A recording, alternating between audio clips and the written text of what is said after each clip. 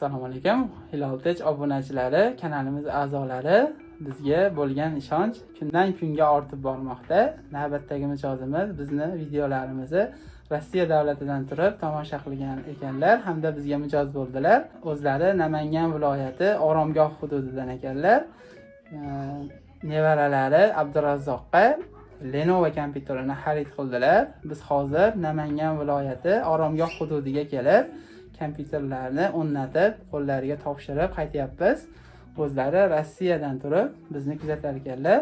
Ko'rishlaringiz mumkin, notebookimiz Core i7 13-avlod H protsessor bilan jihozlangan, 16 GB operativga hamda 512 GB M2 NVMe operativkalari DDR5 16 GB ni tashkil etadi. Protsessorimiz bo'lsa Intel Core i7 13-avlod H protsessor.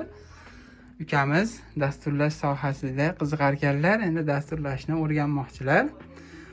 Biz bonus sifatida mishkalarni qo'shib berdik hamda USB modem xarid qildilar. Kimga shunaqangi hamyonbop sifatli mahsulotlar kerak bo'lsa, Hilol Tech'ga murojaat qilaverasizlar. Abdurazzoq, xursandmisiz? Ha. Tavsiya qilasizmi siz ham? Ha. Salomat bo'ling, bizni kuzatishda davom eting. Hammaga kattakon rahmat.